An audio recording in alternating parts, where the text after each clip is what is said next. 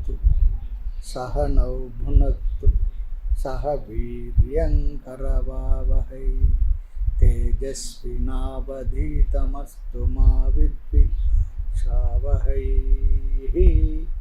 ओम शांति शांति शांति।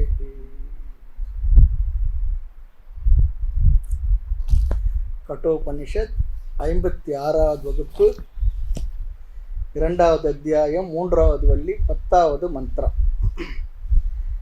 யதா பஞ்சாவதிஷ்டந்தே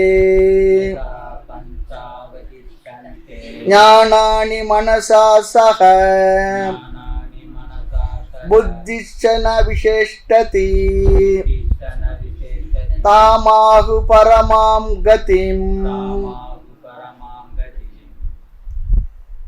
சென்ற வகுப்புல இந்த மந்திரத்தினுடைய சில கருத்துக்களை பார்த்தோம். நிதித்தியாசனத்தை பற்றி சொல்லுகின்ற அழகான கருத்துக்கள் ரொம்ப நல்லா சொல்லப்பட்டிருக்கு இந்த மந்திரத்தில். இந்த 10, 11 இந்த 2 மந்திரங்கள் நிதித்தியாசனம் என்ற சாதனத்தை பற்றி பேசுவது. இந்த உபனிஷத்தினுடைய ஆசிரியர் யம தர்மராஜா தான் சொல்ல வேண்டிய உபதேசங்களை எல்லாம் ஆத்மாவை பற்றிய விஷயங்களை சொல்லி முடிச்சிட்டார். ஆகையினால இந்த 2வது அத்தியாயத்தில் 3வது வள்ளியில கடைசி பகுதியில் தாம் சொன்ன கருத்துக்களை எல்லாம் நிறைவு செய்கின்றார், ஒன்றாக சொல்லி. அதில் நிறைவு சாதனமாகி நிதித்தியாசனம் என்ற சாதனத்தை இங்கே சொல்லி நிறைவு பண்ணுறார். பிறகு பலஸ்ருதி எல்லாம் வரப்போகின்றது. ஆகையினால இந்த வள்ளியானது நிறைவு பகுதி. இப்போ நமக்கு பொதுவாக சாஸ்திரத்தில் குருவானவர் நமக்கு ஆத்மாவை பற்றிய கருத்துக்களை எல்லாம் சொல்லி கொடுத்துடுறார்.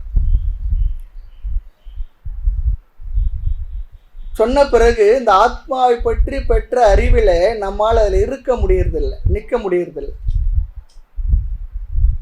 ஆகவே அப்படி நிற்பதற்கான சாதனம் என்ன? முதல்ல அறியாமை, தெரியல. பிறகு அறியாமை சென்று விட்டது, தெளிவான அறிவு வந்து விட்டது. பிறகு அந்த அறிவில் நிற்க முடியவில்லை. அதற்கு காரணம் இயலாமை. இந்த இயலாமையை போக்கிக் கொள்வதற்கான ஒரு சாதனம்தான் நிதித்தியாசனம் என்பது. ஞான யோகத்தில் அல்லது ஆன்மீக சாதனத்தில் நிறைவு சாதனமாக இருப்பது நிதித்தியாசனம் என்ற சாதனம். ஆக நிதித்தியாசனம் என்றால் என்ன என்பதை பற்றி நாம் விளக்கமாக பார்த்தோம் சென்ற வகுப்பில்.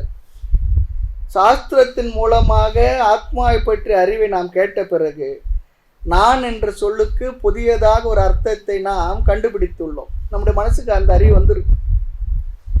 பொதுவாக நான் என்று நாம் புரிந்து கொள்வது சாஸ்திரத்தை படிக்கிறதுக்கு முன்னே இந்த உடல், மனம், புத்தி இவைகளோடு சேர்த்து நான் என்ற வார்த்தையோட அர்த்தத்தை நாம் புரிந்து கொண்டிருப்போம்.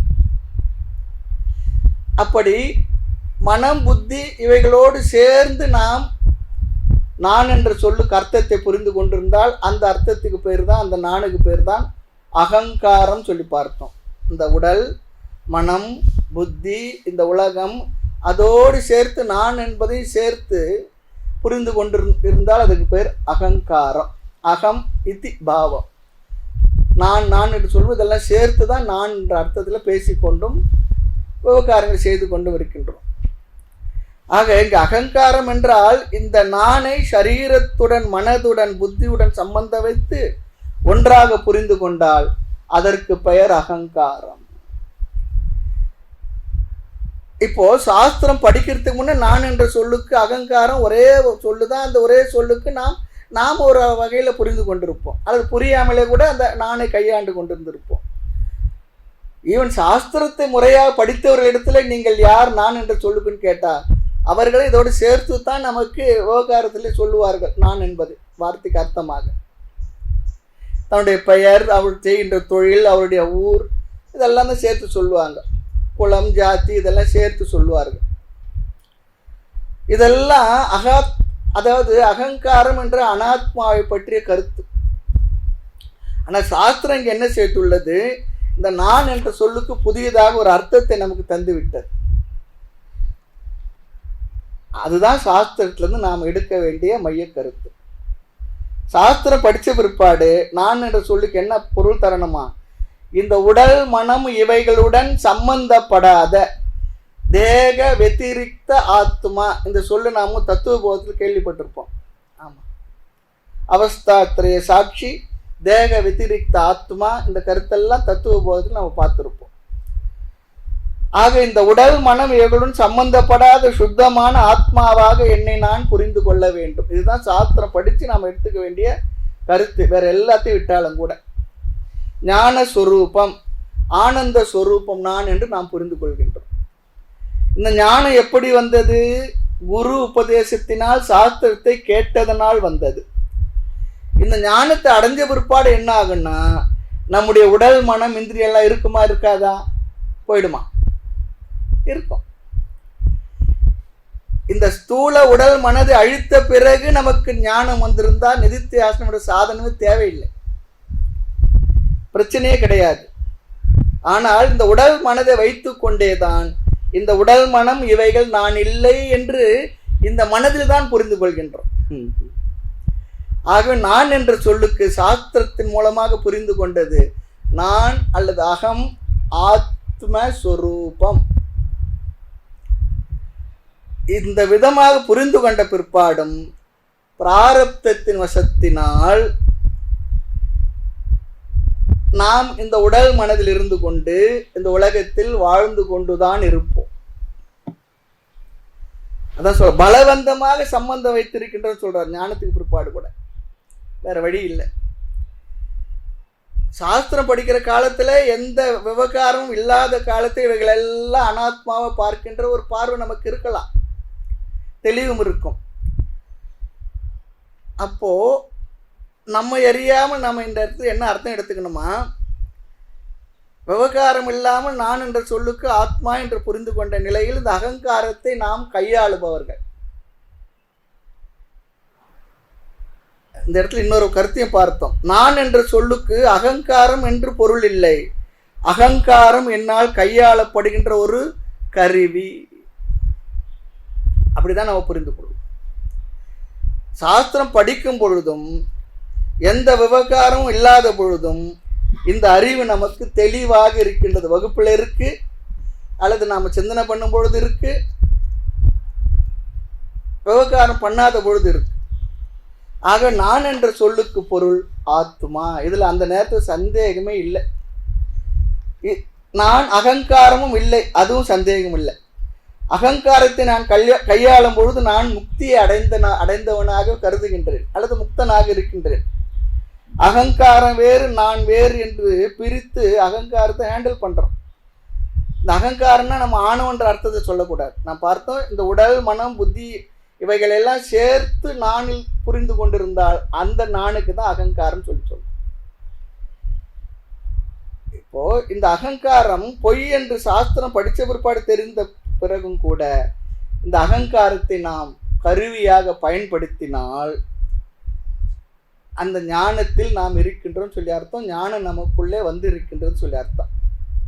ஆனால் என்ன செய்கின்றோம், இந்த அகங்காரத்தை பொய் என்று தெரிஞ்சுக்கிறோம், ஆனால் செயல்களுக்குள் விவகாரங்களுக்குள் வரும் பொழுது என்ன ஆகிவிடுகின்றது, நான் பல காலமாகவே அகங்காரமாகவே இருந்து கொண்டிருந்தேன். ஆமா, உண்டு உடுத்து இருப்பதே போந்த நெறி என்றிருந்தேன், உண்டுடுத்து இன்பமாய் இருப்பதே போந்த நெறி என்றிருந்தேன். பூராயமாக நினது அருள் வந்து உணர்த்த இவை போன வழி தெரியவில்லை. மறுபடியும் என்ன பண்ணுது, அந்த அகங்காரம் வந்துடுது போறது. சில நேரம் இருக்கு, பல நேரம் இல்லை. ஆக சாஸ்திரம் படித்த பிறகும் இந்த அகங்காரத்தை நாம் கையாள வேண்டியது இருக்கின்றது. சாஸ்திரம் படிக்கிறதுக்கு முன்னே நான் அகங்காரமாகவே இருந்தேன். ஆனால் அகங்காரமாக பல காலம் இருந்து சாஸ்திரம் படித்த பிற்பாடு அந்த அகங்காரத்தை விட்டு இருப்பது அவ்வளவு சுலபமாக இல்லை என்பது தெரிகின்றது. விவகாரம் இல்லாத போது கையாளலாம், விவகாரத்தில் போகும்பொழுது நம்முடைய பழக்க தோஷத்தினால் என்ன ஆகிவிடுகின்றதாம், நான் என்பதற்குரிய அர்த்தத்தை மறந்து நான் அகங்காரத்தை கையாளுவோன் என்பதை மறந்து நான் அகங்காரமாகவே மாறிவிடுகின்றேன். இதெல்லாம் நமக்கு இருக்கிற விஷயம்தான். ரொம்ப அழகாக இந்த இடத்துல சொல்கிறாங்க. ரொம்ப நல்ல ஒரு கருத்துக்கள் அடங்கிய ஒரு வகுப்பு இது. அதனால் கொஞ்சம் மெதுவாக தான், இதை பொறுமையாக தான் நம்ம பார்க்க போகிறோம். இந்த இடத்துல ரொம்ப அழகாக சொல்கிறாங்க, நிறைய விஷயங்கள் நமக்கு சொல்கிறாங்க, ஒவ்வொரு வரையும் பிரயோஜனமானது. நான் அகங்காரமாக மாறிவிடுகின்றேன். இந்த பிரச்சனை தான் எல்லார் இடத்துல இருக்கு. ரொம்ப நாள் வகுப்பு கேட்டு தத்துவ விசாரம் செய்து நன்கு சிரவண மனனங்கள் செய்து தெளிவாக நான் ஆத்மா என்று புரிந்து கொண்ட பிறகும் இந்த உடல் மனதில் நாம் வாழ வேண்டியது இருக்கின்றது பிராரப்தத்தின் வசத்தினால். அப்பொழுது அடிக்கடி நமக்கு வருகின்ற பிரச்சனை என்னன்னா, நான் அடிக்கடி அந்த அகங்காரத்துக்குள் வீழ்ந்து விடுகின்றேன். விழுந்து விட்ட பிற்பாடு தான் தெரியுது நான் விழுந்துட்டேன்னு. விழுந்த பிற்பாடு. ஆக ஞானத்துக்கு முன் நான் அகங்காரமாக இருந்தால் அது அறியாமைன்னு சொல்லிடலாம். ஞானம் வந்த பிறகு நான் அகங்காரமாக இருந்து விவகாரம் செய்தால் அதற்கு காரணம் என்ன? அகங்காரத்தை கையாளுவதை மறந்து நான் விழுந்த அகங்காரியாக மாறிவிட்டேன். அப்படின்னு என்ன? இந்த உடல் மனதாக மாறிவிட்டேன். இங்கே அந்த அகங்காரத்துக்குடன் கூடிய எனக்கு சொல்றார் எடுத்து ரொம்ப அழகாக சொல்ற. சென்ற வகுப்புல பார்த்த அந்த வார்த்தையை, அகங்காரத்துடன் கூடிய எனக்கு பிரச்சனை என்று சொல்லக்கூடாதான். இந்த அகங்காரம் தான் பிரச்சனை. அகங்காரத்துக்குள்ள இருக்கிற எனக்கு பிரச்சனை இல்லை, அகங்காரமே பிரச்சனை. ஜென்மம் எடுத்ததுனால துக்கம் இல்லை, ஜென்மமே துக்கம் நீடுறார். அது போலதான் இங்க. ஆக அகங்காரத்தை நான் கையாண்டு கொண்டிருக்கின்றவரை சம்சாரம் இல்லை.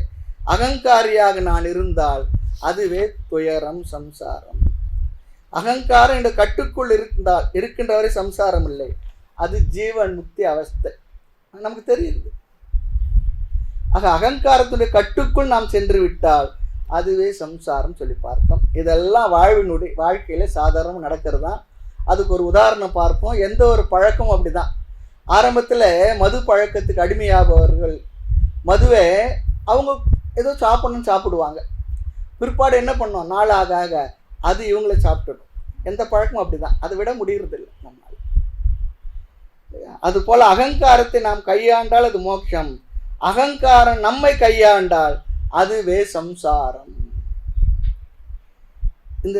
இந்த சம்சாரம் ரெண்டு நிலையில இருக்கு. இதுதான் கடைசியா பார்த்த கருத்து. நீங்க குறிச்சு வச்சிருந்தா பாருங்க. ஒன்று, ஞானத்துக்கு முன் தெரியாமல் சம்சாரியாக இருப்பது. ஞானத்துக்கு முன்பு கிமு கிபி போல. பிற்பாடு ஞானத்துக்கு பின்பும் கூட தெரிந்தும் சம்சாரியாக இருப்போம். முந்தி தெரியாத சம்சாரி, இப்ப தெரிந்து சம்சாரி. ரெண்டு என்ன? ஒண்ணுதான். காரணம் பழக்க தோஷம்.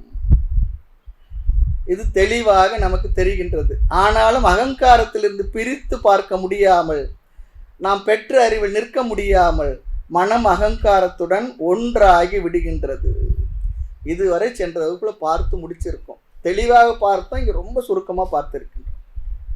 ஆகினால இங்கதான் என்ன சொல்றார், பழக்க தோஷம் போவதற்கு நிதித்தியாசனம் என்ற சாதனத்தை இங்கு சொல்லுகின்றார். ஆக இப்பொழுது நம்முடைய பிரச்சனை என்ன நமக்கு தெரிகின்றது.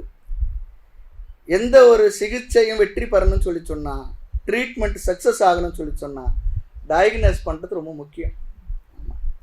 டயக்னோஸ் செய்து விட்டால் மெடிக்கல் ரெப்ரசன்டேட்டிவ் கூட மருந்து கொடுத்துட்டு போயிடுவார். டாக்டருடைய முக்கியமான வேலை என்ன தெரியுமா? அவருடைய அறிவு கூர்மையினால நம்முடைய சிம்டம்ஸ் எல்லாம் பார்த்து இதுதான் என்று நமக்கு அவர் முடிவு பண்ணி இந்த வியாதின்னு முடிவு பண்ணும். அது வரைக்கும் என்ன பண்ணாங்க, இந்த மருந்தை கொடுத்து பார்ப்பாங்க. எதுல சரியா நான் கடைசியில் கார்னர் பண்ணி இதுதான் சொன்ன பிற்பாடு தான் முக்கியமான சிகிச்சையை தொடங்கும். அது வரைக்கும் ஏதோ ஒன்று ரெண்டு மாத்திரை அப்படி கொடுத்துக்கிட்டு இருப்பாங்க. நமக்கு அது சாப்பிட்டு டாக்டர் போகலையே, இது சாப்பிட்டு டாக்டர் போகலையே, 2-3 நாள் போவோம். அதுக்கப்புறம் தான் அவர் கொஞ்சம் கவனம் கொடுத்து சரி இதுதான் கண்டுபிடிச்சி அப்புறம் மருத்துவம் பண்ணுவார். தீர்மானம் செய்யாத வரைக்கும் எதையோ மருந்து கொடுத்துக்கிட்டு இருப்பாங்க. அது போல நம்முடைய பிரச்சனை என்னன்னா, அறியாமை நம்முடைய பிரச்சனை இல்லை. சாஸ்திரம் படித்த பிறகு அதற்கு முன்னால வேணா அறியாம காரணம் சொல்லலாம். சாஸ்திரம் சில வருடங்கள் படித்து சிரவணம் என்ற சாதனத்தை முடித்த பிறகு நம்முடைய தவறான செயல்பாட்டுக்கு காரணம் அறியாமை இல்லை. காரணம் நம்முடைய அறிவில் புத்தியில் சரியான தெளிவான ஞானம் வந்து விட்டது. என்ன? இது ஆத்மா, இது அனாத்மா. நான் பூர்ணமானவன், அபூர்ணத்துவம் எனக்கு இல்லை, இன்செக்யூரிட்டி ப்ராப்ளம் எனக்கு இல்லை, பாதுகாப்பு தேவை என்று நான் கருதவில்லை. என்னை திருப்திப்படுத்தி கொள்ள மனிதர்களோ பொருள்களோ சூழ்நிலையோ இப்படி எதுவுமே எனக்கு தேவையில்லை. இதெல்லாம் தெளிவாக அறிவில் நன்கு புரிந்திருக்கும். ஆனால் விவகாரத்துக்குள் வரும்பொழுது என்ன ஆகிவிடுகின்றது? இந்த நான் என்ற இந்த அகங்காரத்துடனே இருந்து பழகி பழகி பழகி நான் ஆத்மா என்ற அறிவை மறந்து அகங்காரத்திற்குள் விழுந்து விடுகின்றேன். ஆகவே இங்கே யமதர்மராஜா இதை போக்கிக் கொள்வதற்கு யோகம் என்ற வார்த்தையில் ஒரு சாதனத்தை சொல்றார். யோகம் என்ற சொல் ஒவ்வொரு இடத்துல ஒவ்வொரு அர்த்தம் இருக்கின்றது. இந்த இடத்துல என்ன சொல்றாருன்றது பிறகு இந்த மந்திரத்துல இல்லை அடுத்த மந்திரத்துல அதுக்கு என்ன அர்த்தம் சொல்றாரு ஆச்சாரியர்ன்றதை பார்க்கலாம். இப்போதைக்கு அந்த வார்த்தைக்கு அர்த்தத்தை நாம மனசுல யோகம் என்ற சொல் மட்டும் மனசுல வச்சுக்குவோம். ஆக விவகாரத்துக்கு வெளியே சில காலங்கள் இருந்து நான் ஆத்மாவை சில காலங்கள் சிந்தித்து இருந்து பழக வேண்டும். அதுக்கு பேர் தான் நிதித்தியாசனம். விவகாரங்களிலிருந்து வெளிப்பட்டு நாம் பெற்ற இந்த அறிவை மனதில் பல காலங்கள், சில நாட்களோ சில வாரங்களோ சில மாதங்களோ சில வருடங்களோ அல்லது வாழ்க்கை முழுவதுமோ இருந்து பழகுவது. நான் அடிக்கடி சொல்லியிருக்கேன், இங்கே பழனியில் ஒரு அம்மா இருந்தாங்க, சாது அம்மான்னு சொல்லிட்டு. அவங்கள யாருன்னா கேட்ட இப்போ என்ன பண்ணிக்கிட்டு இருக்குன்னா, நான் இருந்து பழகிக்கிட்டு இருக்குன்னு சொல்லுவாங்க.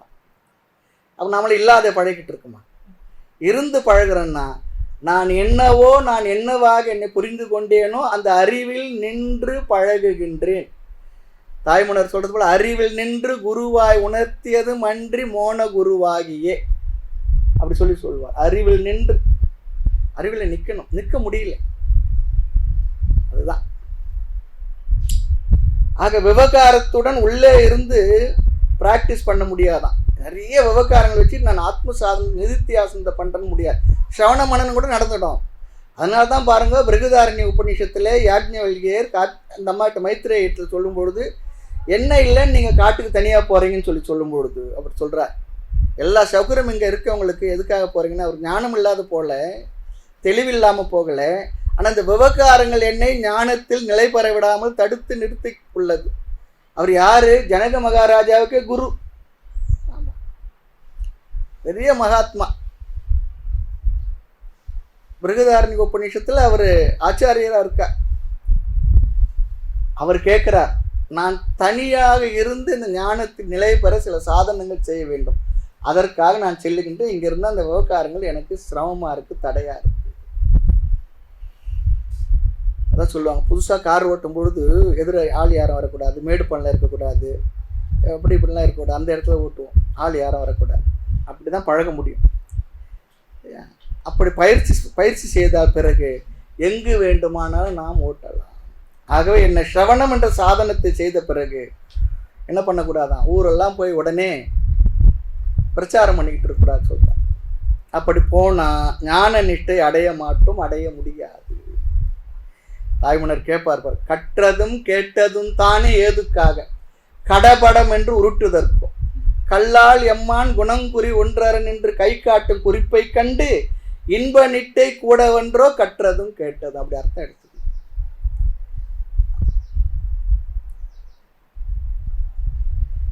ஆகவே இந்த கேட்டல் என்ற ஸ்ரவணம் என்ற சாதனத்தை தொடர்ந்து ஒரு சாதகன் நிதித்தியாசனம் என்ற சாதனத்தை செய்ய வேண்டும். கட்டாயம் செய்யணும். செய்யணுமா கேட்கவே கூடாது. ஒழுங்கா சிரவணம் செய்தோம்னா நிதித்தியாசனம் செய்யணுமான்னு கேட்கவே மாட்டோம். இயல்பாக நம்ம நிதித்தியாசனத்துக்கு போயிடுவோம்.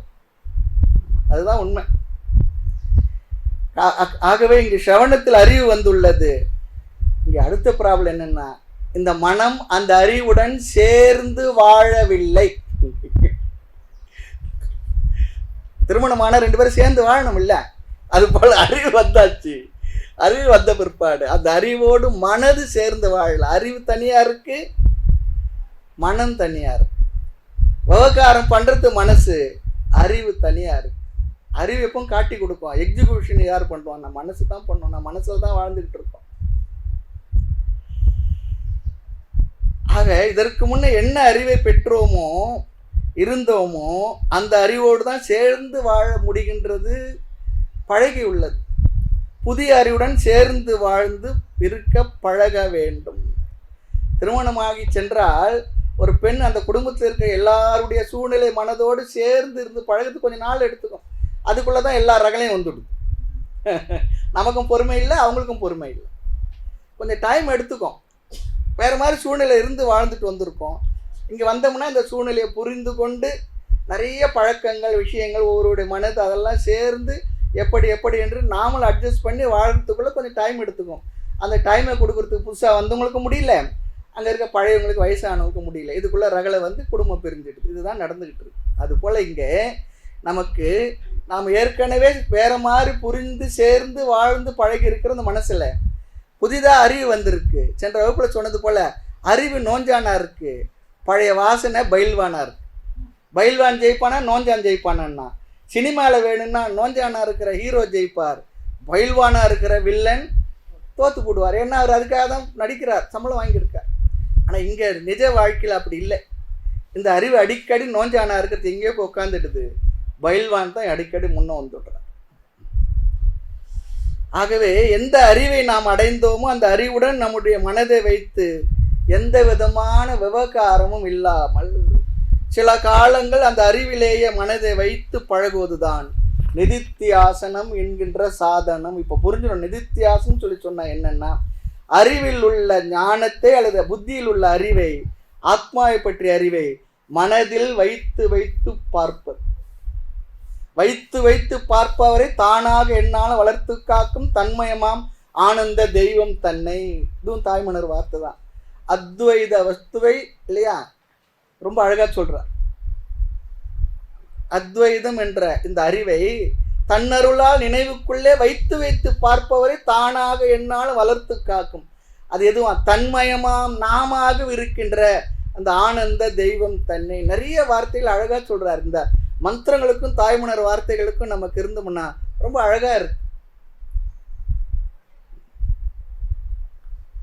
அந்த அறிவில் வச்சு வச்சு பார்க்கணுமா, இருந்து இருந்து பழகணுமா, அதுதான் நிதித்தியாசனம். அதுதான். ஆக வேதாந்தம் படிச்சுட்டு விவகாரம் செய்யலாமா வேண்டாமா சொல்லி சொன்னா வேதாந்தம் சில நேரத்தில் நம்ம தவறான வழிக்கு கூட காட்டி விடுமா. ஏன்னா வேதாந்தத்தில் படிச்சிருப்போம், ஞானிக்கெல்லாம் ஒன்று தான், அறிவு வந்துடுச்சு இல்லையா, அப்புறம் உனக்கு ஆத்மாவுக்கு பாவ புண்ணியம் இல்லை, அதனால் என்னென்னா நான் பாவத்தை சேர்றேன், எனக்கு ஒன்றும் வராது, எனக்கு ஒன்றும் பந்தப்படுத்தாது, அப்படிலாம் கிடையாது. அதுக்காக தான் ஆரம்பத்தில் தர்மமாக அதர்மத்திலிருந்து தர்மமாக வந்து தர்மமாக இருக்கிற கர்மயோகம்லாம் செய்து பக்குவப்பட்டு தான் வேதாந்தத்துக்கு வரும். அதனால் அவன் நினைச்சாலும் அவன் மறுபடியும் தவறி கூட தவறாக நடக்க முடியாது. அப்படிப்பட்டவன் தான் அந்த ஞானம் வருது. ஆகினால அது பேச்சுக்கு இடம் இல்லை. சும்மா ஏதோ கொஞ்சம் அப்படி இப்படிமா தெரிஞ்சுக்கிட்டோம்னா என்ன பண்ணுவோம், நான் எப்படி ஒன்றா இருக்கலாம், அப்படிலாம் இல்லை. எப்படி ஒன்றா இருக்க முடியாது, இருக்க மாட்டான். அதான் உண்மை. 1000 பேரோடு இருந்தாலும் ஒன்று தான், எது பண்ணாலும் ஒன்று தான். அவனுக்கு ஞானம் வந்துடுச்சு, அவன் ஜீவன் முக்தம் தான், இப்போ அவனுக்கு ஒன்றும் இல்லை, எதுவும் தேவையில்லை, அப்படிலாம் கிடையாது. இந்த கைவெளி நவநீதத்தில் தத்துவ விளக்க படலத்தில் 90வது பாடல் அழகாக சொல்வார். வாணிபம் செய்யணும் செய்வர், மாதவம் செய்யணும் செய்வர், பூதளம் புறப்பர், ஐயம் புகுந்துண்பர், ஜீவன் முக்தர். அப்படி ஒரு பாட்டு இருக்கு. தத்துவ விளக்க படலம் 90வது பாடல் கைவெளி நவநீதம். பாருங்க, எடுத்து பாருங்க அந்த புஸ்தகம். ஆக அவன் தன்னிலே தானாய் தனியாக இருப்பான். நாம் என்ன பண்ணுவோம்னா எல்லாரோட இருந்தாலும் பரவாயில்ல சொல்லி நாமளே நிறைய காம்ப்ரமைஸ் பண்ணிக்குவோம். அப்படிலாம் பண்ணிக்க கூடாது, ஆரம்பத்திலே பண்ணிக்கூடாது. இப்போது வெண்ணெய் எடுக்கிற வரையிலும் அது தயிரோடு இருக்கும். வெண்ணெய் எடுத்த பிற்பாடு அது மறுபடியும் தயிர் ஆகாது, தண்ணியில் போட்டாலும் கரையாது, தான் தனித்தன்மையாக இருக்கும். அதுபோல் நாம் இந்த ஞானத்தில் நிலை பெறுகின்ற வரையில் ஜாகிரதை அந்த சாதனங்களை முறையாக எல்லா விதமான பக்குவத்தோடு செய்து பழக வேண்டும். ரொம்ப முக்கியம். ஆக நிதித்தியாசனத்துக்கு முக்கியத்துவம் தராமல் விட்டு விடக்கூடாது. நிறைய பேருக்கு அப்படி ஒரு எண்ணம் இருக்கு. வேதாந்த சாஸ்திரம் படிக்கிறவங்க இப்போதான் தெரிஞ்சுக்கிட்டோமே நாங்கள் ஆத்மா சொல்லிட்டு நிதித்தியாசனம் தேவையில்லை அப்படி சொல்கிற ஒரு குரூப், பெரிய பலமான ஒரு குரூப் இருக்குது. நான் பார்த்துருக்கேன் நிறைய பேர், சில சுவாமிங்க சாதுக்களை அப்படி சொல்கிறத பார்த்துருக்கேன். அப்படிலாம் வேண்டாம், அப்படிலாம் இல்லை. அதுதான் சொல்கிறார் தாய்மொழி. கற்ற கலையால் நிலைதான் காண்பனோ, காண்பதெல்லாம் மற்ற விடத்தை வெளியாமன்றோ பராபரமே. கற்றதனால் உண்டை கண்டவன் போல் கூத்தாடில் குற்றம் என்று நெஞ்சே கொதிக்கும் பராபரமே. கற்றதெல்லாம் கற்றோம் முக்கனுடையா நின்பணியா நிற்பது கற்றன்றோ நிறுவிகற்பம் காண்பது, இப்படிலாம் சொல்லியிருக்கார்.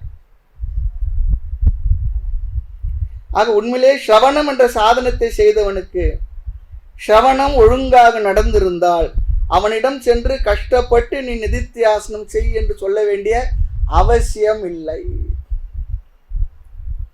இயற்கையாக அவர்கள் நிதித்தியாசனம் என்ற சாதனத்திற்குள் சென்று விடுவார்கள். ஆக சிரவணத்தினுடைய பலனே நிதித்தியாசனம் தான். அடுத்தபடிக்கு அது கொண்டு போய் விட்டுடும். அதனால் சாஸ்திரம் விதி ரூபமாக நிதித்தியாசனத்தை சொல்ல வேண்டிய அவசியமும் இல்லை. நீ செய்துதான் ஆகணும் சொல்ல வேண்டியதில்லை. சரியே சிரவணம் நடந்திருந்தா நாம் அது நாமளே அதுக்குள் சென்று விடும். அதனால் இது விதி என்று சொல்லவில்லை என்று சில பேர் சொல்லுகின்றார். காரணம் என்னென்னா, 10 வருடம் சிரவணம் செய்தார் ஒருத்தர், நிதித்தியாசன சாதனை வேண்டான்னு நினைச்சிட்டார், வரல. அப்படிப்பட்ட ஒரு இடத்துல நீங்கள் என்ன பண்ண முடியாது, நிதித்தியாசனம் செய்யுங்கன்னு போய் சொல்லி கொண்டு இருக்க முடியாது. அவர் முடிவு பண்ணிட்டார் போதுன்னு சொல்லிட்டு. அதுக்கு ஒரு ரொம்ப அழகாக ஒரு காரணம் சொன்னார். ஏன் தெரியுமா அவர் நிதித்தியாசனத்துக்குள்ள போல? அவர் கேட்டு இருக்கார தவிர இன்னும் அவருக்கு புரியலன்னுட்டார். கேட்டு இருக்கார தவிர அவருக்கு இன்னும் புரியல. சிரவணம் ஒழுங்காக நடந்திருந்தால், புரிந்து கேட்டிருந்தால், மனம் இயல்பாக நிதித்தியாசனத்துக்குள் சென்று அமர்ந்துவிடும். அதான் சொல்ற தாய்மணர் கேட்டலுடன் தெளிதல் கேடிலா மெய்த்தெளிவாள் வாட்டமுறா உற்பவ நோய் மாறுமோ நாட்டமுற்று மெய்யான நிட்டையினை மேய்வினர் கன்றோதான் பொய்யாம் போம் பிறப்பிறப்பு. நிட்டை சொல்லி சொன்னா இங்க நிதித்தியாசம் சொல்லி அர்த்தம். ஞானத்தில் நிலை பெற்று இருப்பது. சைவ சித்தாந்தத்தில் 4ஆ சொல்லுவாங்க, நான் 3ஆ சொல்றோம். சிரவணம் மனம் நிதித்தியாசனம் 3ஆ சொல்றோம். அவங்க என்ன சொல்றாங்கன்னா, சிரவணம் கேட்டல் சிந்தித்தல் தெளிதல், பிறகு நிட்டை கூட நாம மனநத்தில் தெளிதல் சேர்த்துடுறோம். ஆமாம், அவங்க 4ஆ சொல்லுவாங்க. அது தாய்மணர் சொல்ற கேட்டலுடன் சிந்தித்தல் கேடிலா மெய்த்தெளிவால் வாட்டமுறா உற்பவனா மீண்டும் மீண்டும் பிறக்கிற இந்த பிறவி நோய் போகுமோ சொல்றார். எப்போகும் மெய்யான நிட்டையினை மேவினர் கன்றோதான் பொய்யாம் போம் பிறப்பிறப்பு. உண்மையிலே அந்த நிதித்தியாசனத்தை நிலை பெற்று அந்த ஞானம் உன் இடத்துல சிதப்பிரஜன் ஆகிவிட்டார், அப்பொழுதுதான் உனக்கு இந்த பிறவி பொய்யாக போகும். அது வரைக்கும் கேட்டிருக்கேன், ஆத்மா பற்றி எல்லா டீட்டெயிலும் தெரியும், எல்லா உபநிஷம் தலைக்கீழாக நெற்று பண்ணியிருக்கேன், எல்லா பாஷ்யமும் படிச்சிருக்கேன். ஆமாம், ஆனாலும் மனசில் ஒன்றும் புரிதல் நடக்கலை. அதுக்காக இதில் விட்டுடலாமா சொல்லக்கூடாது. இதெல்லாம் கேட்டால் தான் மனசில் புரியும், சரியாக கேட்கணும். ஆக நிதித்தியாசனம் என்ற சாதனமாக யோகம் அல்லது தியானம் என்ற வார்த்தை இங்கு சொல்லுகின்றார். இன்னொரு அர்த்தம் சொல்றாரு இதுக்கு, அடுத்த மந்திரத்தில் பார்ப்போம் இந்த யோகம் என்ற சாதனத்துக்கு. ஆக இந்த நிதித்தியாசனத்தை எப்படி செய்யணுமா, சில காலங்கள் விவகாரங்களை நிறுத்திவிட்டு ஓரிடத்தில் அமர்ந்து இந்திரியம் புத்தி இவைகளுடைய செயல்களை சேட்டைகளை எல்லாம் குறைத்து கொண்டு விவகாரங்களை குறைத்து கொண்டு நான் என்ற சொல்லுக்கு ஆத்மா என்று புரிந்து கொண்டு இந்த ஆத்மா தான் நான் பூரண ஸ்வரூபமானவன் என்று சில காலங்கள் ஒவ்வொரு நாளும் அல்லது சில காலங்கள் சில மணி நேரங்கள் அல்லது பல காலங்கள் அல்லது வாழ்நாள் முழுவதும் எத்தனை ஒன்றா போட்டுக்கிறோம் தனியாக இருந்து பழகுவது தான். தனியே இருப்பதற்கு எண்ணினேன் எண்ணம் இது சுவாமி நீ அறியாததோ தனி இருந்திடின் அங்கனே அப்படி சொல்லி இன்னொரு இடத்துல சொல்வார். அப்படி பழகுவது தான் நிதித்தியாசனம் அப்படி சொல்லி சொல்றார் இந்த மந்திரத்துல. இதுதான் சரியான கருத்து. ஆக நான் அகங்காரமாக இல்லை என்று அகங்காரத்தை கையாளுபவனாக ஆத்மாவாக நான் இருந்து பழகுவதுதான், அதைத்தான் இங்கு நிதித்தியாசனம் என்று சொல்லுகின்றார். ஆக நிதித்தியாசனத்துல விக்ஷேபங்கள் இருக்கும். தியானத்தில் அமர்ந்த உடனே நம்முடைய இந்திரியங்கள் மனமெல்லாம் அமைதி அடையாது. அது அப்படி இப்படிதான் போய் வந்துகிட்டு இருக்கும். அடுத்து இன்னொரு கருத்து, நிதித்தியாசனத்தில் நாம் செய்வது ஜெபம் இல்லை. அங்கு நாம் ஆத்மாவை பற்றி என்ன கருத்தை புரிந்து கொண்டோமோ அந்த கருத்திலேயே மனதை ஓட விட்டு கொண்டிருப்பது. ஜெபம் என்பது ஒரு சொல்லை எடுத்துக்கொண்டு அந்த சொல்லை மீண்டும் மீண்டும் மீண்டும் மீண்டும் மனதில் திரும்ப திரும்ப சொல்லுவது, அது ஜெபம். இங்க நிதித்தியாசனத்தில் ஜெபம் இல்லை. ஆத்ம லட்சணங்களை நான் என்னவாக புரிந்து கொண்டேனோ அந்த கருத்துக்களை அப்படியே அந்த மனதில் ஓட விட்டு அதான் சொல்ற. ஆத்மஸ்வரூபத்தை நான் பூர்ணமான முதலில் ஆத்ம லட்சணங்களை அந்த அறிவில் நிறுத்தி பழகுவது சொல்ற.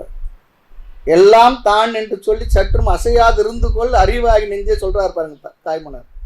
சற்றும் அசையாது இருந்து கொள் அறிவாகி நெஞ்சே, அசையாது இருந்து சொல்றார். அந்த அறிவிலே நில்லு, அறிவாகி நெஞ்சே. நல்ல அழகான வார்த்தை இதெல்லாம். ஆனந்த கழிப்பில் தான் சொல்றார். ஆக அப்படி இருந்து பழகினால் என்னாகும்? இந்திரிய மனமெல்லாம் அமைதியா இருக்காதான், கொந்தளிக்குமா. ஏனென்றால் வாய்மலர் ஒருத்தர் சொல்றார், யாரோ ஒருத்தர் வந்தான், என்னை ஜடம் சொல்லிட்டான், உன்னை சித்துன்னு சொல்லிட்டான், நீ அறிவுன்னு சொல்லிட்டான். அதுல இருந்து என்ன பண்ண, என்னோட ஃப்ரெண்ட்ஷிப் எல்லாம் விட்டுட்டேன். பிறந்தது முதல் நம்ம பள்ளிக்கூடத்தில் ஒன்னா படித்தோம், காலேஜில் ஒன்னா படித்தோம், வேலையிலும் ஒன்னா சேர்ந்தோம். இப்போ யாரோ வந்து நடுவில் ஒன்று என்ன பண்ணிட்டான், நான் சரியானவில்லைன்னு சொல்லிட்டான். சொன்ன உடனே நீ என்ன பண்ணிட்ட, எங்கள் முன்னாக அடர்ந்த அரசு செய்து எங்கள் முன்னாக என்ன கோட்டை கண்டா என்று மூட மனம் மிகவும் ஏச. மனசு கேட்குதா? அதுக்கப்புறம் தானே இருந்துட்டான் மனசு. ஆமாம், அவனை விட்டுட்டு வந்து என்ன தான் கோட்டை கட்டிட்டேன் அவன் கேட்பான் ஃப்ரெண்டு. ஆமாம், எங்கெல்லாம் விட்டு என்ன தான் அடைஞ்சேன் சொல்ல. அப்படி இருக்குன்னு சொல்கிறேன். ஒன்றை பெற்றவனும் அல்லேன் பெறாதவனும் அல்லேன், பெருக்க தவித்துளறிய பெண்ணீர்மை என்ன என்னிரு கண்ணீர் இறைத்து நான் பேய் போல் இருக்க உலகம் சுற்றினாக செய்யவே அலைய விட்டாயெனில் உண்மையே என் செய்குவேன். இதெல்லாம் அவங்களுக்கு வந்த சாதனத்தில் வந்த ஏக்கம், தவிப்பு, ஏற்றம், இறக்கம் எல்லாம் அதை அவரே அப்படியே கொட்டி வச்சிருக்கார் இந்த பாடல் வரிகள். அங்கே சற்றும் அசையாதிருந்து கொள். இந்த மனசு கொந்தளிக்குமா. அருளால் எவையும் பார் என்றான், அத்தை அறியாது சுட்டி என் அறிவாளை பார்த்தேன், இருளான பொருள் கண்டதெல்லாம் கண்ட என்னையும் கண்டிலேன் இன்னேடி தோழி. நான் என்பதற்கு ஒரு அர்த்தத்தை தெரிஞ்சு வச்சிருந்தேன். ஆனால் என்ன பண்ணிட்டேன், இந்த அகங்காரத்தை மறுபடியும் விழுந்து அதிலே இருக்கும் பொழுது இதுவும் இந்த அறிவும் எனக்கு என்னன்னு அங்கே தெரியலன்னு சொல்கிறேன். என்னையும் கண்டிலேன் தோழி. அறிவில் நிற்க விடாது. கீதையில பகவான் இதுதான் சொல்ற, பிரமாதீனி பலவத்ரிடம். அது நம்மை பலவந்தமாக இழுத்து வைத்திருக்குமா. இந்திரிய வயமயங்கி சொல்றார் பாருங்க, இறப்பதற்கே காரணமா. மனமோ வாதியாது நின்றது அன்றியும் புலன்சேர் வாயிலோ தீயினும் கொடிது. இந்த மனசு கூட கொஞ்சம் அமைதியா இருக்குமா, ஆனா இந்திரியங்கள் இருக்க அது விஷயங்களை வந்தவொடனே ஓடி போய் அதை பிடிச்சிக்குமா. அதுதான் பெரிய கொடிதுன்னு சொல்லி சொல்றார். மனமோ வாதியாது நின்றது அன்றியும் புலன்சேர் வாயிலோ தீயினும் கொடிது. டாக்டர் சொல்லிட்டார், இனிப்பு சாப்பிடாத, சுகர் உனக்கு அதிகமா இருக்குன்னு. ஆனா எதிர்க்க பார்த்தா எல்லாம் இருக்கு, ஜாங்கிரி ஜிலேபிலாம் இருக்கு. பார்த்தோன்னே மனசு என்ன பண்ணுது, நாக்கில் ஜலம் உரியாச்சு. எல்லா விஷயம் பார்த்தல், கேட்டல், சுவைத்தல் எல்லாம். அதனால மனசு என்ன பண்ணுது, வாதுக்கு வந்து எதிர்த்த மல்லரை போல் பழுத்த மனம் ஏதுக்கு கூத்தாடு எந்தாய் பராபரன். கொல்லித்தேல் கொட்டி குதிக்கின்ற பேய் குரம்பாய் கள்ள மனம் துள்ளுவது என் கண்டோ பராபரன். தேல் கொட்டிடுச்சான், அது குரங்கு. தேல் வேற கொட்டிடுச்சு இல்லையா, அதுக்கு பைத்தியம் வேற பிடிச்சிடுச்சு. அப்புறம் கொஞ்சம் அதையும் போட்டுடுச்சு. எப்படி இருக்கும் அது? அது போல இருக்கு என் மனசுன்னு சொல்ற. கொல்லித்தேல் கொட்டி குதிக்கின்ற பேய் குரங்குன்னு சொல்ற, பேய் வேற பிடிச்சிடுச்சான். ஆகவே இந்த மனதில் அது போல சாதனத்தை செய்யும் பொழுது போராட்டம் நடந்தே தீரும். போராடும். ஆமாம், போராட்டம் செய்வதுக்கு பேர் தான் தியானம். நிறைய பேர் நினைக்கிறாங்க தியானம் சொல்லி சொன்னால் அப்படியே மைண்டு ஸ்டில் மைண்ட் ஆகிடுச்சு. அப்படி இல்லை, தியானத்தில் போராட்டம் தான். போகும் வரும் போகும் வரும், அதுக்கு பேர் தான் தியானம். அது ஒரு இடத்துல உட்காந்துட்டு அதுக்கு பேர் தான் என்ன, கடைசி சாதனமாகி சமாதி. அது நிறைய பேருக்கு புரியணும். தியானம் சொல்லி சொன்னோம்னா மனசு போய் வந்துகிட்டு இருக்கும், அதுக்கு பேர் தான் தியானம். இந்த போவான் வருவான் திம்மப்பன், ஒரு காலில் நிற்பான் திம்மப்பன். அந்த காலத்து கதை என்ன, நான் கதவுக்கு சொல்லுவான். இந்த கதவு போகும் வருமா, ஒரு காலில் நின்றுட்டு இருக்குமா. அது போல போய் வந்துகிட்டு இருக்கும் மனசு. ஒரே நின்றுட்டு அதுக்கு பேர் தான் சமாதி. எட்டாத வஸ்துவை எட்டி பிடிப்பதற்கு எடுத்து அடி வைப்பது சமாதி. அப்படி ஒரு வாக்கியம் இருக்கு. போய் போய் வந்துகிட்டு இருக்கும் மனசு. அதுபோல் அந்த நிலையில போராட்டம் தான் நிகழ்ந்து கொண்டிருக்கும். அந்த போராட்டம் செய்வதற்கு பெயர் தான் தியானம். அடக்கி புலனை பிரித்தே அவன் ஆகிய மேனில் அன்பை வளர்த்தேன், மடக்கி கொண்டான் என்னை தன்னுள் சற்றும் வாய்ப்பேசாவண்ணும் மரபும் செய்தாள்.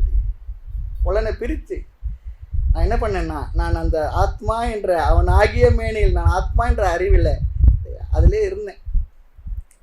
அப்படி இருக்கும்போது மடக்கி கொண்டான், என்ன பண்ணான், தன்னுள் அப்படியே அமர்த்தி வைத்து கொண்டான். குழந்தை எப்படி தாயானல் ஓடி வந்த குழந்தை மடியில் அமர்த்தி வச்சுக்குவாளோ அது போல என்னை அவன் தன்னுள் அமர்த்தி கொண்டான். நான் அந்த அறிவிலே நிலை பெற்று விட்டு மடக்கி கொண்டான் என்னை தன்னுள்.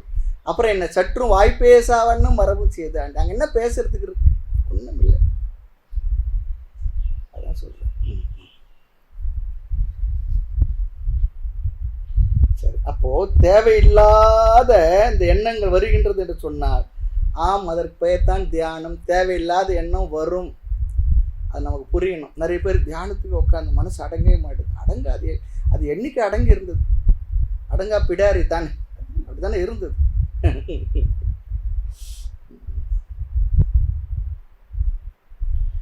வாங்கா நில அடிமை போராட முடியுமோ இதனோடு எந்நேரமும் சொல்றார். நம்ம சொல்லுவோம் சில பெரிய போராட்டமா போச்சு இவனோட அவங்களோட சொல்லுவோம். நம்முள்ளே நான் மனசு போராட முடியுமோ சொல்றார். பொன்னாட்டம் வந்ததென்றால் போராட்டம் அல்லவோ சொல்றார். ஆகவே தேவையில்லாத எண்ணங்கள் வருகின்றது. நாள் ஆக ஆக இந்த இடையூறுகள் குறையும், டிஸ்டர்பன்ஸ் குறைவா இருக்கும். ஆகவே என்ன பண்ணணும்? முதல்ல இந்த ஞானத்துடன் இருந்து பழகணும் சொல்லி சொல்றார். ரொம்ப முக்கியமான விஷயம் அது. கொஞ்ச நேரத்துக்காவது ஜீவன் முக்தனாக இருப்பது. ஆக நான் பூரணமானவன், என்னை பாதுகாக்க வேண்டிய அவசியம் எனக்கு இல்லை. எனக்கு என்னுடைய நிறைவிற்கு யாருடைய உதவியும் கூட தேவையில்லை. எந்த பொருளும் இல்லாமல் நான் பூரணமாக இருக்கின்றேன். இந்த சரீரம் எப்படியே போகட்டும். இதெல்லாம் நிதித்தியாசனத்தில் நிதித்தியாசனம் இருக்க வேண்டியது. இதெல்லாம் போய் வீட்டில் சொல்லிட்டு இருக்காதுங்க. அப்போ இப்பயே போங்கன்னு சொல்லிடுவாங்க. நோய் வரலாம், போகட்டும், வரட்டும், வராமல் போகட்டும், என்ன வேண்டுமானாலும் நடக்கட்டும். இந்த உடலுக்கும் எனக்கும் உண்மையில் சம்பந்தம் இல்லை. ஆனால் இந்த உடலில் நான் இருந்துக்கிட்டு இருக்கேன். இந்த மாதிரி உள்ள அறிவோடு கருத்துக்களுடன் இருப்பதுதான் நிதித்தியாசனம். ஆகினால் இங்கு ஜபமோ அல்லது ஒரே எண்ணங்கள் தான் இருக்க வேண்டும் என்று அவசியம் இல்லை. அப்படிலாம் சொல்றது இல்லை. பல எண்ணங்கள் ஓடலாம், ஆனால் எல்லா எண்ணங்களும் நான் முக்தன் என்ற அந்த கருத்துக்களை ஒட்டிய எண்ணங்களாகவே இருக்க வேண்டும். ஒரே எண்ணம் இல்லை, பல எண்ணங்கள். ஆனால் அந்த எண்ணங்கள் முழுக்க இருக்கக்கூடிய கருத்து ஒரே கருத்து. நான் முக்தன், நான் இரவாதவன், பிறவாதவன், என்றும் உள்ளவன், ஆனந்த வடிவனன், எங்கும் உள்ளவன், நானே அனைத்துமாக இருக்கின்றேன், நான் நித்தியமானவன். இப்படிப்பட்ட ஆத்ம லட்சணங்களை கொண்டு அந்த கருத்துக்களே ஓடிட்டு இருக்கணும். வேற கருத்துக்கள் வந்துடக்கூடாது. ஒரே எண்ணம் இல்லை, ஒரே கருத்துக்களை கொண்ட எண்ணங்களுடன் இருந்து கொண்டிருப்பது. வேற வேற கருத்துக்கள் கொண்ட எண்ணம் இல்லை. ஆக நான் பூரணமானவன். எனக்கு பயம் வந்தால் என்ன பண்ணும்? நான் பயமற்றவன். இருமைகள் தொந்தரவு செய்தால் நான் இருமைகள் அற்றவன். மரண பயம் வந்தால் இந்த சரீர மரணத்தை அடையும், எனக்கு மரணம் கிடையாது. நான் நிரந்தரமானவன், அழிவதில்லை, எந்த நிலையிலும் எனக்கு மரணம் இல்லை. மரணம் என்பது இந்த உடலுக்குத்தான், ஆத்மாவாகி எனக்கு மரணம் இல்லை. இந்த வார்த்தையை வச்சுதான் வள்ளலார் ரொம்ப அழகா சொல்றார். மரணமில்லா பெருவாழ்வு வாழ்ந்திடலாம் கண்டீர், பொய்யுரையேன் புனைந்துரையேன் சத்தியம் சொல்கின்றேன், பொற்சபையில் சிற்சபையில் புகுந்தரணும் இதுவே. நம்புங்கள், நான் சொல்லும் வார்த்தையெல்லாம் நாயகன் தன் வார்த்தைகள். அப்படின்னு என்ன அர்த்தம்? வேதத்துடைய கருத்தப்பா. அல்ல வள்ளலாரினோ சனாதன தர்மத்துக்கு வேறான எதிரான அப்படிலாம் சில கருத்தெல்லாம் பரப்பிக்கிட்டு இருக்காங்க. ஒருத்தருக்கும் ஒன்றும் தெரியறதில்லை. சும்மா யாரோ பேசக்கூடாது, அவனெல்லாம் சும்மா பேசிக்கிட்டு இருக்காங்க. ஆக வாழ்க்கையில் யாராவது துணை தேவை, தனிமையில் இருந்து பயம் இருந்தால் நான் என்ன பண்ணோம்? நான் அசங்கன். அப்படி என்ன வளர்த்துக்கணும். பாதுகாப்பு தேவை என்ற எண்ணம் வந்தால் யாரும் யாரையும் பாதுகாக்க முடியாது. உண்மையில் அதுதான் உண்மை. இந்த சரீரம் அழிவுக்குட்பட்டது. இந்த எண்ணங்களை எல்லாம் என்ன பண்ணணும்? மனசுல வர வச்சு அந்த கருத்துக்களே இருந்து பழகணும். அதான் சொல்றார். என்றும் அழியும் இக்காயம் இத்த ஏதுக்கு மெய் என்று இருந்தீர் உலகீர், ஒன்றும் அறியாத நீரோ எமன் ஓலை வந்தால் சொல்ல உத்தரம் உண்டோ.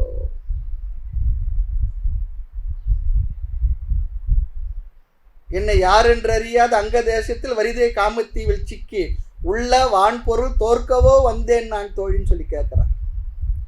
ஆக நான் எந்த துணையுடன் இருந்தாலும் துணையின்றி இருந்தாலும் நானாக இருப்பது மோட்சம்.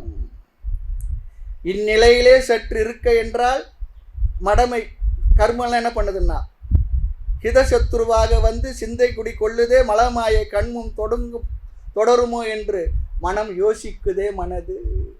அதனால என்ன பண்ண? ஸ்ரத்தை என்னும் வாழும் உதவி பந்தம் வர மெய்ஞான தீரமும் தந்து என்னை பாதுகாத்து அருள் செய்குவாய். அவரும் தீரன் சொல்ற வார்த்தை அவரும் பயன்படுத்துறார் தாய்மோன். ஆமா, ஸ்ரத்தை என்னும் வாழும் உதவி பந்தம் வர மெய்ஞான தீரம் சொல்றார். குரு கொடுத்த அந்த ஞானம் என்ற தைரியம், தீரம். எனக்கு அருள் செய்ன்னு சொல்கிறார் அந்த அறிவில் இருப்பதற்கு. ஆக நான் முக்தன், வரையறையற்றவன், நான் என்றும் உள்ளவன், நான் எங்கும் உள்ளவன், மாறாதவன், மறையாதவன், இரவாதவன், பிறவாதவன், நித்தியமானவன். ஆகினால அகம் நித்திய திருப்தாக.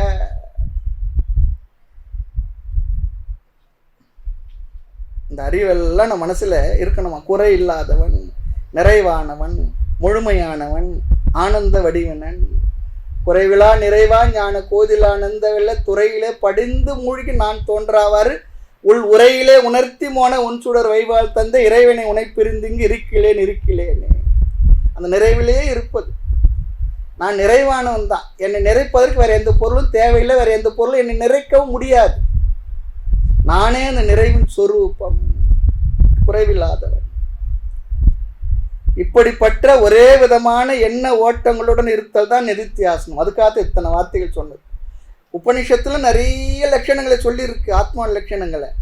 கைவல்லி ஞானத்தில் நிறைய லட்சணங்களை சொல்லியிருக்கு. எல்லாம் இந்த வந்த விஷயங்கள் தான். எந்த மகான்கள் எடுத்துக்கொண்டாலும் அந்த வார்த்தைகளை எல்லாம் சம்ஸ்கிருதத்தில் புரிஞ்சா சரியில்லை, தமிழை படுத்துறது இல்லை. தமிழ்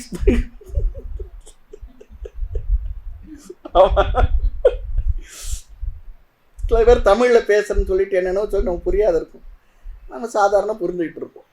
அது போல் இல்லாமல் தமிழ் படுத்துறது இல்லை. இந்த ஒரே விதமான எண்ணங்களுடன் இருத்தலை தான் நிதித்தியாசனம். இதுதான் யோக சாஸ்திரத்தில் சஜாத்திய விருத்தி பிரவாகம் சொல்லுவாங்க. சஜாத்தியம் என்றால் ஒரே ஜாத்தியான ஒரே விதமான விஷயமான எண்ண ஓட்டங்கள். ஆக நிதித்தியாசனத்தில் என்ன சஜாத்திய எண்ண ஓட்டங்கள் என்றால், நான் பூர்ணமானவன், நான் நித்தியன், நான் திருப்தன் அப்படின்ற லட்சணங்களை மனசில் அப்படி வச்சுக்கிட்டு, சரி சுவாமி இப்படிலாம் இருந்தால் யார் நமக்கு பசி எடுத்த சாப்பாடு தருவா? யார் நம்ம காப்பாற்றுவாங்க? யார் நமக்கு பணம் தருவாங்க? எப்படி சம்பாதிப்பது? முதல்ல எண்ணங்கள் எல்லாம் வந்ததுன்னா அது விஜாத்திய விருத்தி. அந்த ஆத்ம லட்சணங்களுக்கு வேறுபட்ட எண்ணம் வந்து அதுதான் விஜாத்திய விருத்தி. நமக்கு உண்மையிலேயே முழு நம்பிக்கை இருந்தால் கட்டாயம் என்ன பண்ணுவார்? அவர் நம்ம கொடுப்பார். அவர் நம்மை அழித்து காப்பார். தமிழ்லையும் சொல்லியிருக்கு. யோகக்ஷேமம் வகாமேகம் சொல்றார். அனன்ய சிந்தையந்தோமா ஏ ஜனாக. இந்த பாடலுக்கு, இந்த ஸ்லோகத்துக்கு விளக்கம் சொல்லும் பொழுது, தன்னை முழுமையாக நம்பி வந்தவர்களுக்கு பகவான் செய்து கொடுத்த சத்திய வாக்குன்னு சொல்லி சொல்றாங்க.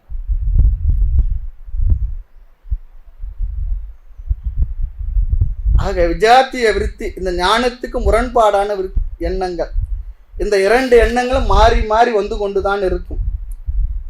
வருத்தப்பட வேண்டியதில்லை. இதுதான் நிதித்தியாசன காலத்தில், தியானத்தில் ஆரம்ப காலத்தில் நிகழும். நான் பூர்ணமான நினைத்து கொண்டிருப்போம். பிறகு என்ன ஆகும்? என்னுடைய பழக்க தோஷத்தினால் திடீரென்று அகங்காரத்துக்குள்ள போய் விழுந்துருவோம். விழுந்துட்டோன்றதுக்கு தெரியாத விழுந்திருப்போம். தேவையில்லாத எண்ணங்கள், பழைய சம்ஸ்காரங்கள்லாம் தோன்றும். இந்த எண்ணங்கள் வரும்பொழுது மீண்டும் நான் ஆத்மா என்ற எண்ணம் வரும். இந்த போராட்டத்துக்கு பெயர் தான் தியானம். இந்த போராட்டம் எப்பொழுது நிற்குமோ அதுவரை என்ன பண்ணணும்? நிதித்தியாசனம் தேவைன்னு சொல்றார். ஆக இது எவ்வளவு காலம் செய்யணும் சொல்ல முடியாது. கல்லூரி முதலிய படிப்புகளுக்கு கோர்ஸுக்கெல்லாம் கால நிர்ணயம் இருக்கு. சிரவணத்துக்கும் காலம் சொல்ல முடியாது. குருவிடத்தில் போய் எவ்வளோ காலம் சாமி நான் படிக்கணும்னு சொல்லி கேட்டான். குரு என்ன சொல்லுவார்? எவ்வளவு நாள் படித்தா அவனுக்கு புரியுமோ அவ்வளவு நாள் படிப்பான்னு சொல்லுவார். ஒன்றும் ப்ராப்ளம் இல்லை இல்லையா? இங்கே என்ன செமிஸ்டர்லாம் கிடையாது, செமிஸ்டர் சிஸ்டர்லாம் இல்லை. எவ்வளோ நாள் புரியுமோ கேளு. ஒரு முறை உபநிஷத்து புரியலையா, இன்னொரு முறை கேளு, இன்னொரு உபநிஷத்து கேளு, இன்னொரு உபநிஷத்து கேளு. மறுபடியும் எனக்கு புரியல சுவாமின்னா மறுபடியும் அதே கேளு. குருவும் சொல்லிக் கொடுக்க தயாராக இருக்கார். சகனாபாவத்தை சொல்லிக் கொடுப்பார். அதான் சொல்ல, ஒரு கோர்ஸில் புரியலன்னா ரொம்ப பரவாயில்ல, 15 வருஷம் ஆகும் புரியலையா, பரவாயில்லப்பா மறுபடியும் படி, என்ன இப்போ அதுக்காக வந்துட்டேன். இல்லை எனக்கு ஒரே உபநிஷத்தில் புரிஞ்சிடுது, ரொம்ப சந்தோஷம், போயிட்டு வா, சென்று வா மகனே, அவ்வளோதான். இது எல்லாம் எதை பொறுத்தது என்றால் நம்முடைய தேடலினுடைய தீவிரத்தை பொறுத்தது, சாதன சவிட்டிய சம்பத்தினுடைய தன்மையை பொறுத்தது. காய்ந்த விறகா இருந்தால் என்ன ஆகும்? உடனே கற்பூரம், உடனே விறகு கொஞ்சம், வாழைப்பட்டை காஞ்ச பிற்பாடு தான் கொளுத்தணும். அது போல தான். ஆக அதிகாரித்துவத்தை பொறுத்தது. ஆக இந்த மனம் அமைதியை அடையும் வரை, சஜாத்திய விருத்தில் இருக்கும் வரை நிதித்தியாசனம் செய்ய வேண்டும். எப்பொழுதும் நம்முடைய மனம் நம்மிலேயே நிலைத்து விட்டதோ நிலைத்து விடுமோ அதுவரையில் நிதித்தியாசனம் என்ற சாதனத்தை செய்துதான் ஆக வேண்டும். அந்த சொல்ற அலையும் மனதை அகத்தடக்கும் அவனே சரியை கடந்தோனாம், அலையும் மனதை அகத்தடக்கும் அவனே கிரியை கடந்தோனாம், அலையும் மனதை அகத்தடக்கும் அவனே யோக தற்பரனாம், அலையும் மனதை அகத்தடக்கும் அவனே ஞான அதிசூரன் சொல்லிடுறார். நீ பெரிய சூரன்டான்னு சொல்றேன் பாருங்க, அதிசூரன்றார். ஞானத்தில நிலை பெற்று விட்டால் நிஷ்டையாகிட்டா நீ தான் சூரன், வீராதி வீரன் சொல்றார். ஆக சஜாத்தியம் என்றால் ஒரே எண்ணத்தில் இருக்க வேண்டும் என்று சொல்லல, அந்த ஒரே கருத்துக்களை கொண்ட எண்ணத்தில் இருக்க வேண்டும். ஒரே எண்ணமா ஸ்டில் மைண்ட் அப்படிலாம் சொல்லல, கவனமா புரிஞ்சுக்கணும். ஆக யோக சாஸ்திரத்துல அது வேற கருத்து இருக்கு, ஸ்டில் மைண்ட்லாம் சொல்லி இருக்கு. ஆக ஒரே எண்ணத்தில் ஸ்டில் மைண்டா சமாதியில் இருக்குதுன்னு அவங்க சொல்றாங்க. வேதாந்தத்தில் நம்ம என்ன சொல்றோம்னா, நான் பூர்ணமானவன், ஆனந்த வடிவினன், அறிவு சொரூபம், இப்படிப்பட்ட இப்பொழுது சொன்ன ஆத்ம லட்சணங்களை எல்லாம் மனதில் ஓட விட்டு கொண்டு அமர்ந்திருப்பது. நானே அனைத்துமாக இருக்கின்றேன், அனைத்துமாய் நின்றாய் யான் வேறு நின்னை நினைக்குமாறு இங்கே நிகழ்த்தாய் பராபரமே சொல்றார்.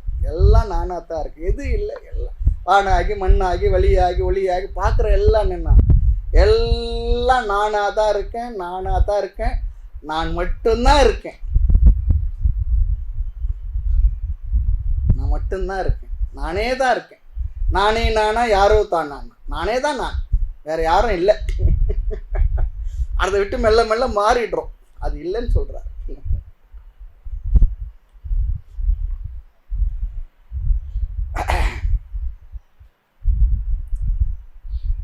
ஆக மோட்சத்திற்கு அடிப்படையாக கொண்ட ஒரே வகையான எண்ணங்கள் மட்டும் இருக்கும் நிலை வந்தால் அது தியானத்தினுடைய முதிர்ந்த நிலை. வாக்கு மனம் அணுகாத பூரண பொருள் வந்து வாய்க்கும்படிக்கு உபாயம் வருவித்து ஓட்டாத பேரின்ப வாரியினை வாய்மடுத்து தாய்மலர் சொல்றார். வாக்கு மனம் அணுகாத பேரின்ப வாரியினை வாய்மடுத்து. அங்கே வாக்கு மனம் இல்லை, ஆனால் நான் அந்த அறிவிலேயே நிற்கிறேன். அப்படி நிற்கிறது மனசுல தான். அஜ்ஞானத்துடன் அஜ்ஞானத்துடன் இந்த மனது சென்று விட்டது. அறிவோடு கூடிய மனதிலோடு நாம் இருந்து கொண்டிருப்போம். அந்த முதிர்ந்த நிலைக்கு இங்கு யோகம் என்ற சொல்லை பயன்படுத்துகின்றார் இல்லையா. போக்குவரவற்றிற்கு சுத்த பூரணமாக்கினான் புதுமை காண்மின்னே அப்படின்னு தாய்மலரும் சொல்றார்.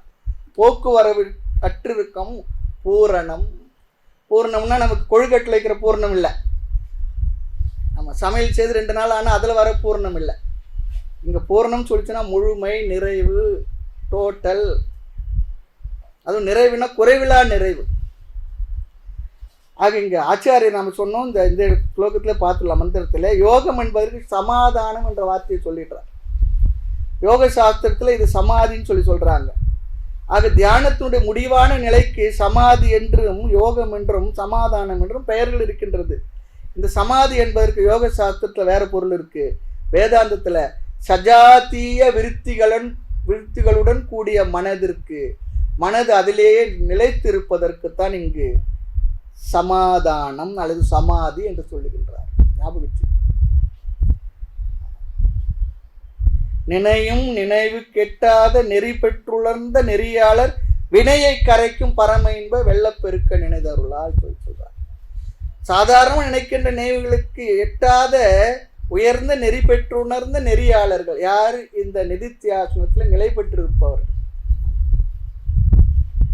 அந்த நிலையைத்தான் இங்கு ரொம்ப அழகா சொல்லுகின்றார். ஆகவே பல காலங்கள் தியானம் என்ற சாதனத்தை செய்து அந்த தியானத்தினுடைய பலனாக இருக்கின்ற அந்த தன்மைகளை எல்லாம் இந்த 10, 11, 2 ஸ்லோகங்களில் சொல்லுகின்றார். இதுவரை இந்த மந்திரங்களுக்கு முகவுரையா பார்த்த கருத்து இவ்வளவு விஷயங்கள். இனி நிதித்தியாசனம் பற்றியோ மற்ற விஷயங்கள் பற்றி நமக்கு அதிகமான சந்தேகங்கள் இருக்கக்கூடாது.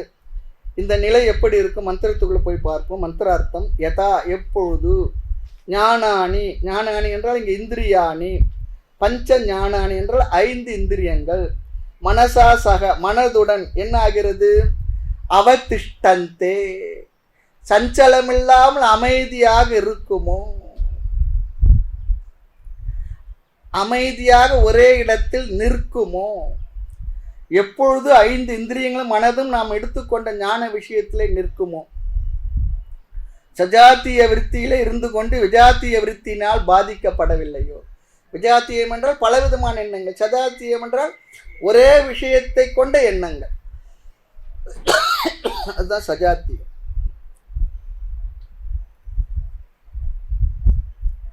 ஆக தியானம் செய்வதற்கு அமர்ந்தவுடன் இந்திரிய மனம் அமைதி அடைகின்றதோ, மனசா சக மனதுடன் சேர்ந்து அமைதி அடைகின்றதோ, அந்தந்த இந்திரியங்கள் அந்தந்த விஷயங்களுடன் சேர்ந்து அனுபவிக்க வேண்டும் என்ற ஆசையை விட்டு விடுகின்றதான். அழகான வார்த்தை. அந்தந்த இந்திரியங்கள் அந்தந்த விஷயங்கள் சென்று அவைகளை அனுபவிக்க வேண்டும், பார்க்கணும், கேட்கணும், அதை பண்ணணும், இதை பண்ணணும், அப்படிலாம் இல்லாமல் இந்திரியங்கள் அமைதி அடைந்து விட்டு சரி பரவாயில்லை என்ன அப்படி ஒன்றுமா. எங்கே ஒரு சத்தம் கேட்டது, என்னதான் ஏனோ இருந்துட்டு போட்டேன்னு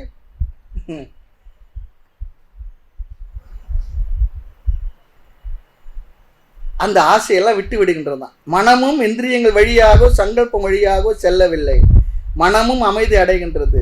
ஆனால் ஆரம்பத்தில் அப்படி இருக்காது.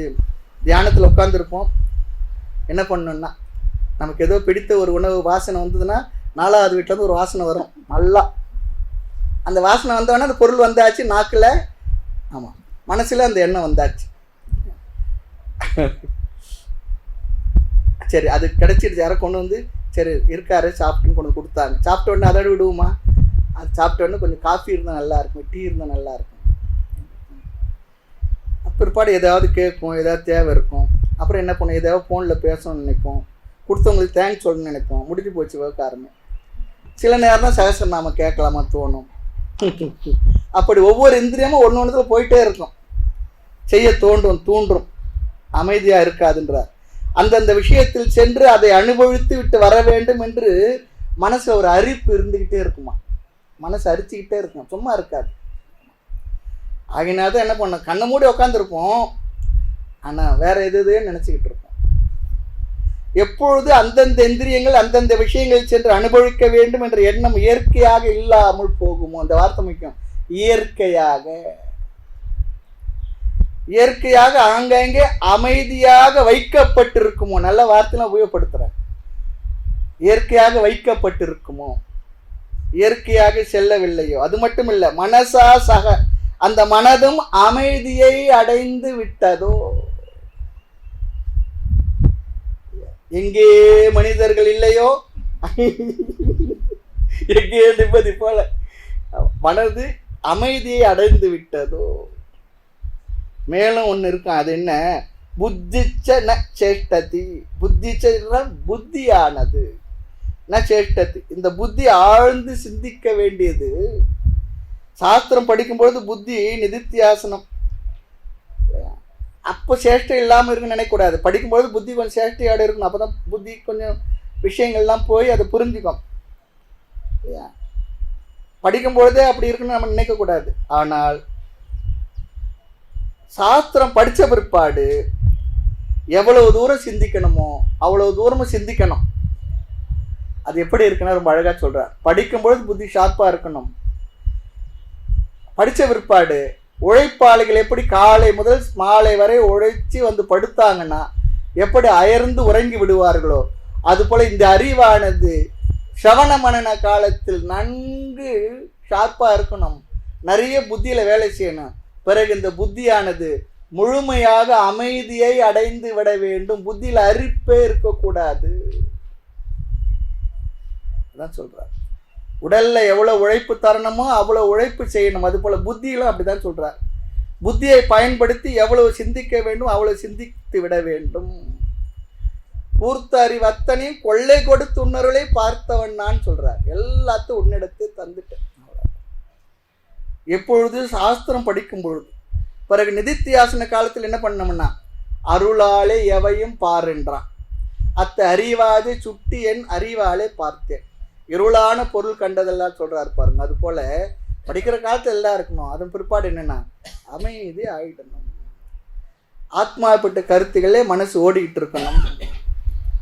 அங்கு ஒரு சிந்தனையும் கிடையாது. நிதித்தியாசன காலத்துல ந சேஷ்டதி, அங்கு புத்தியானது அமைதி அடைந்து விடுகின்றது. புத்தி ஆழ்ந்து சிந்தித்து குழப்பம் அடையாமல் அமைதி அடையாது. புத்தி கொஞ்சம் குழம்பிதான் அமைதி அடையும். புத்தி எவ்வளவு குழப்பம் அடைகிறதோ அது நல்லதுதான். எப்பொழுது? படிக்கின்ற காலத்து எவ்வளவு குழப்பம் அடைகின்றதோ அவ்வளவு அமைதியை அடையும். அதனால்தான் சொல்லுவாங்க, படிக்கிற காலத்துல சிரவண மனன காலத்துல சிஷ்யன் எவ்வளவு கேள்வி கேட்டாலும் குருவானோர் பொறுமையா ஒன்னும் சொல்லாத பதில் சொல்லுவார். ஏன் தெரியுங்களா? சந்தேகம் வர அளவுக்கு, கேள்வி கேட்குற அளவுக்கு சிஷ்யன் சிந்திச்சிருக்கானே, கேட்டிருக்கானே, அது சந்தோஷம் தான் போடுவாங்க. அதில் சந்தேகம் வந்தால் நம்ம எப்படியில் போட்டு வச்சுக்கூடாது, கேட்டுடணும். ஆக குழம்பாத புத்தி தெளியாதான், குழம்பிய குட்டை தான் தெளியும் சொல்லுவாங்க. ஆகவே ந விசேஷ்டதி புத்தி, ந விசேஷ்டதி புத்தியானது நிதித்தியாசன காலத்தில் தியானத்தினுடைய பலனான சமாதியை எப்பொழுது அடைகின்றதோ, அமைதி அடைகின்றதோ, இந்த புத்தி அமைதி அடைய வேண்டும் என்றால் இந்த புத்திக்கு ஒரு சந்தேகம் இருக்கக்கூடாது. இந்த புத்திக்கு சந்தேகம் இருந்தால் அமைதியை அடையாது. ஆகவே என்ன, சிரவணம் மட்டும் செய்தால் போதாது, மனனம் என்ற சாதனத்தினால் புத்தியில் எந்த சந்தேகம் இல்லாமல் முழுமையாக சந்தேகத்தை நீக்கிக் கொள்ள வேண்டும். அப்பொழுதுதான் புத்தி அமைதி அடையும். ஆகவே சிரவணம் மனனம் என்கின்ற 2 சாதனங்களிலும் ஒருவனுடைய புத்தியை நல்ல புத்தியாக மாற்றி தீட்டி அந்த புத்தி என்ன பண்ணணுமா, ஓய்வு கொடுத்து விட வேண்டும். நிதித்தியாசன காலத்தில் பஞ்சகோஷ அவஸ்தாத்திரைய விவேகம் எல்லாம் செய்து தர்க்கத்தை உபயோகப்படுத்தி கொண்டு உட்கார்ந்துட்டு இருக்க கூடாது. எப்போ? நிதித்தியாசன காலத்துல. அதெல்லாம் சிரவண மனனத்துல முடிஞ்சாச்சு. அப்படி தர்க்கத்துல மனசு ஈடுபட்டு உனக்கு சிரவண மனனம் முடியலன்னு சொல்லி அர்த்தம். ஆக சிரவண மனன காலத்தில் செய்வது, நிதித்தியாசன காலத்தில் அது செய்யக்கூடாது. எது? இந்த தர்க்க விவேகம் எல்லாம். ஆக நிதித்தியாசன காலத்தில் எந்த விதமான அறிவு இருக்கக்கூடாது. என்ன ஏற்கனவே இல்லை சாமி சொல்லிடக்கூடாது. என்ன இருக்கணும்னா, வேதாந்த வாக்கியத்தை எடுத்துக்கொண்டு அதை அப்படியே அறிவில் வைத்துக்கொண்டு அந்த ஞானத்தில் அமர்ந்திருத்தல். நிலை பெறுமாறு எண்ணுதியேல் நெஞ்சே கேள் சொல்றார். வேதாந்த வாக்கியேஷு சதாரமந்தக. ரொம்ப அழகான வார்த்தை. எந்த காலத்துல, எப்ப இந்திரியங்கள் இயல்பாக சுபாவமாக விஷயங்கள் இருந்து விலகி பிரிந்து அமைதி அடைந்து, எந்த காலத்தில் மனதும் இந்திரியம் அமைதியாக இருக்கின்றதோ, அமைதியாகி விட்டதோ, எப்பொழுது புத்தியானது சேஷ்டைகள் செய்யாமல் அமைதியாக இருக்கின்றதோ, இந்த இடத்துல யமதர்மராஜா சொல்றார் என்னவா, தாம் பரமாம் கதிம் ஆகுஹு ஆகுஹு ரிஷயா. ரிஷிகள் கூறுகின்றார்கள் என்னவா, நிதித்தியாசனம் செய்து ஞான நிஷ்டை அடைந்தவர்கள் கூறுகின்றார்கள். என்னவென்று நான் சொல்றேன்னு அவனை டிஸ்பியூட்டா பண்ண போறான் இல்லை, ஆனால் சொல்றாங்க பாருங்க, தான் விசேஷம். பகவான கீதையில் சொல்வார், ரிஷிகள் கூறுகின்றார்கள், பெரியவர்கள் கூறுகின்றார்கள் சொல்லி தான் சொல்லுவார். அதனால நாம என்ன பண்ணக்கூடாது, நான் சொல்றேன்னு சொல்லவே கூடாது. தாம் அதுவே பரமாம் கத்தி, மேலான கத்தியாக முடிவாக ஆகுகு, இந்த சாதனை செய்தவர்கள் கூறுகின்றார். என்ன சாதனை? ஸ்ரவண மனன நிதித்தியாசனம் செய்தவர்கள் கூறுகின்றார்கள். இதெல்லாம் இந்த சாதனைகளை செய்யாதவர்களுக்கெல்லாம் தெரியாது. சிந்தை அறியார்க்குது போதிப்பதல்லவே செப்பின்னு வைக்க தர்க்கமான்னு சொல்றார். ஆக இந்த ரிஷிகள் ஞானத்தை அடைந்து அமைதி அடைந்த ரிஷிகள் இவ்விதமாக கூறுகின்றார்கள்.